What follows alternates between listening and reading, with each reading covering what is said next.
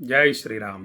23వ తేదీ పౌర్ణమి రోజు అష్టాదశ శక్తిపీఠాలలో ఒకటైనటువంటి కామాక్షి అమ్మవారికి భక్తుల గోత్రనామాలతో కుంకుమార్చన, అభిషేకాదులు మరియు అనేక మహామంత్రముల పారాయణలు చేయడం జరుగుతోంది.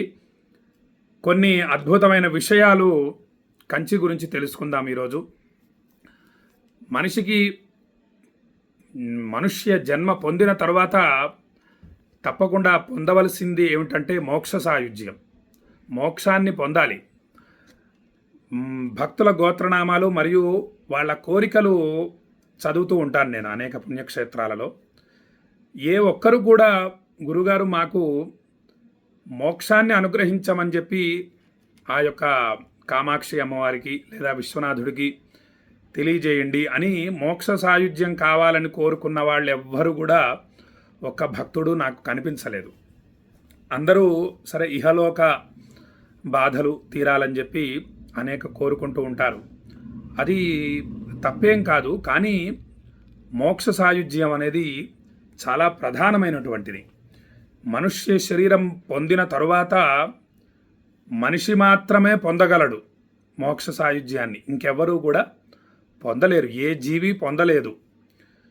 అందుకు అటువంటి దుర్లభమైనటువంటి మోక్షాన్ని ఎలా పొందటం అంటే దానికి 7 నగరాలు ఉన్నాయి. సప్త మోక్షపురులు అంటారు వాటిని. అవి ఏమిటో తెలియజేస్తాను. ఋషులు వాటిని కూడా మనకు తెలియజేశారు. ఆ మోక్ష పట్టణాలు ఏమిటి అనేటటువంటిది ఒక శ్లోకంలో వివరంగా తెలియజేసేశారు. 7 పట్టణాలను గుర్తుపెట్టుకోవడం కష్టం. కానీ ఒక శ్లోకాన్ని కాస్త గట్టి చేసుకొని గుర్తుపెట్టుకోవడం చాలా తేలిక. అందుకు మనం ఋషి రుణం తీర్చుకోలేము. మన భారతదేశంలో ఆ గొప్పతనం అదే. పెద్ద పెద్ద విషయాలు చిన్న శ్లోకంలో అమర్చి మనకు ఋషులు అందించారు. ఆ శ్లోకం ఏమిటంటే అయోధ్య మధురామాయ కాశీ కాంచీ అవంతిక పురీ ద్వారవతీ చైవ సప్తైతే మోక్షదాయకా. ఇది శ్లోకం. మనకి మోక్షాన్ని అనుగ్రహించేటటువంటి 7 పట్టణాలు ఏమిటంటే అవి మొట్టమొదటిది మన బాలరాముడు వెలిసినటువంటి అయోధ్య. అయోధ్యలో భక్తుల గోత్రాలతో పూజ చేయాలి అతి త్వరలో. కొంచెం రద్దీ ఎక్కువ ఉంటుంది. ఈ మధ్యనే ప్రతిష్ఠింపబడ్డాడు కదా స్వామి.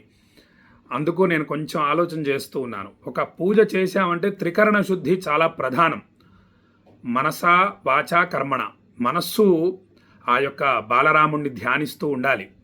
ఓ పక్క నుంచి భక్తులు తోసేస్తూ ఉన్నారనుకోండి, ఆ యొక్క సేవ సరిగ్గా చేయలేం. మనస్సుని స్వామి మీద లగ్నం చేయలేం, చాలా కష్టం.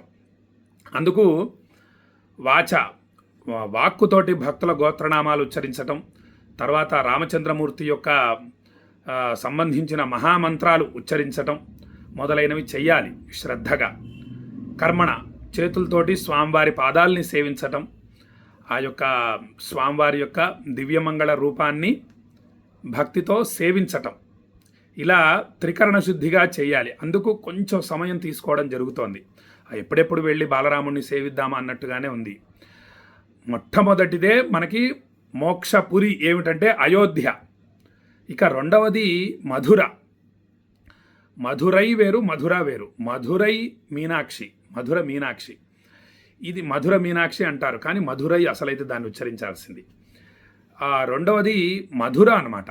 అంటే మనకు శ్రీకృష్ణ పరమాత్మ జన్మించి నడిచినటువంటి పవిత్రమైన భూమి మధుర, బృందావనం.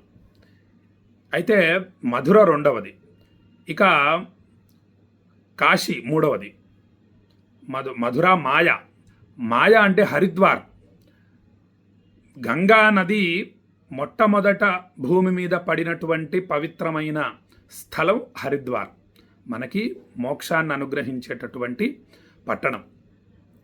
కాశీ నాలుగవది. విశ్వనాథుడు మనకు తెలిసిందే. శ్రావణ మాసం 4 రోజులు మళ్ళీ అభిషేకం చేయబోతున్నాను. కార్తీక మాసం 4 రోజులు కూడా ప్రతిరోజు భక్తుల గోత్రనామాలు విశ్వనాథుడి ఆలయంలో చదివి సాక్షాత్తు గర్భాలయంలోని విశ్వనాథ జ్యోతిర్లింగానికి రుద్రాభిషేకం చేయబోతున్నాను. ఇక కాశీ కంచి పట్టణం కూడా అత్యంత విశేషమైంది. కాశీలో ఎన్ని దేవాలయాలు ఉంటాయో కంచిలో కూడా అన్ని దేవాలయాలు ఉంటాయి. అంత విశేషమైంది కంచి.